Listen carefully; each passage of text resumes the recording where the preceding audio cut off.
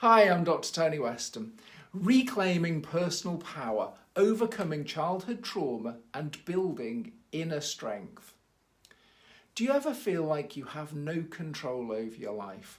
Like decisions are made for you, or that no matter what you do, things don't go your way? You're not alone. Many of us struggle with this feeling, what psychologists call a low sense of personal power.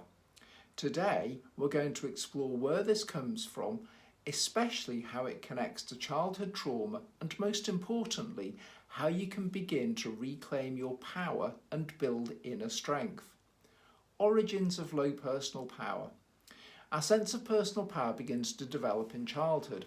If we grow up in environments where we feel safe, seen and supported, we learn that our actions and emotions matter. But for many, childhood is filled with experiences that send the opposite message, whether through neglect, emotional or physical abuse, or environments where expressing ourselves was unsafe. These adverse childhood experiences, often referred to as trauma or complex trauma, plant the seeds of disempowerment. When we face overwhelming situations as children, we rely on survival responses: fight, flight, freeze or fawn. These responses are adaptive in the moment, helping us cope, but they can become ingrained patterns that persist into adulthood. For example, the fawn response, where a child tries to please others to avoid conflict. This might lead to people-pleasing in adulthood, sacrificing your own needs just to keep the peace. Or the freeze response, where a child dissociates from painful situations, can lead to feelings of helplessness and a deep sense of being stuck later in life. These trauma responses steal our sense of agency. Attachment styles and rejection sensitivity.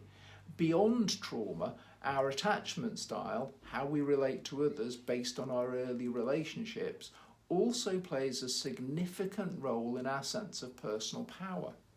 If you had caregivers who were inconsistent, emotionally distant or overly critical, you might have developed an anxious or avoidant attachment style. Anxiously attached individuals often fear abandonment and rejection. They might give up their own needs to keep others close. On the other hand, avoidant individuals may withdraw, believing they can rely only on themselves. Both styles leave little room for personal empowerment, as they rely on either extreme dependence on others or extreme isolation. Rejection sensitivity is another layer.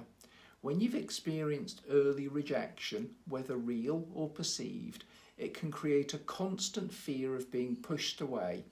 This fear can hold you back from expressing your true self, and without that expression, it's impossible to feel fully empowered. Psychological and emotional impact of low personal power. The psychological effects of low personal power can be profound. You may struggle with self-doubt, chronic indecision, and fear of assertiveness. These thoughts can lead to behaviours like avoiding conflict, saying yes when you mean no, and constantly seeking approval from others. Emotionally, the toll can be just as heavy. Living with a low sense of power often comes with feelings of inadequacy, shame, and persistent anxiety. You may feel like no matter how hard you try, you're never quite enough. These are deep wounds that often stem from unresolved trauma, from times when we were unable to process our experience or express our emotions in healthy ways. Processing normal human emotions and breaking the trauma loop. But here's the good news. Personal power can be reclaimed. It begins with learning to process your emotions, especially those that have been suppressed or distorted by trauma. This doesn't mean controlling or avoiding emotions, but acknowledging them, sitting with them, and understanding their message.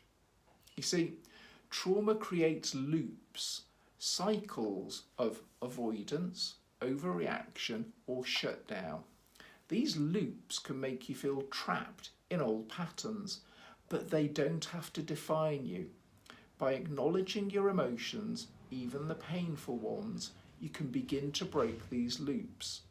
Personal power isn't about controlling others or even your environment.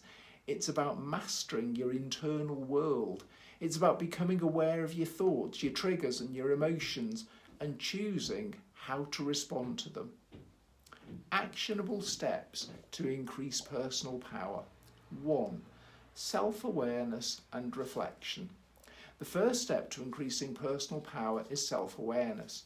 Reflect on moments when you feel disempowered. What thoughts or beliefs arise?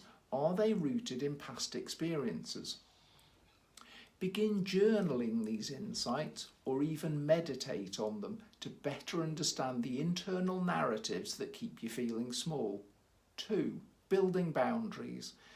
Boundaries are a cornerstone of personal power. Start by saying no to small things you don't want to do and build up from there. Remember, setting boundaries isn't about shutting people out. It's about protecting your energy and ensuring your needs are met. 3. Reclaiming your voice. Assertiveness can feel terrifying at first, especially if you're used to keeping the peace. But start small, express your preferences, speak up when something bothers you. Over time, these small acts will help you reclaim your voice and your power. 4. Rewriting your narrative. Many of us carry old, disempowering stories from childhood. I'm not enough. I can't do it. But these are just stories. Take time to consciously rewrite these narratives. For example, instead of saying, I can't, replace it with, I can learn. 5. Therapeutic support. If trauma is holding you back, consider working with a trauma-informed therapist to help process past trauma and rebuild a sense of agency.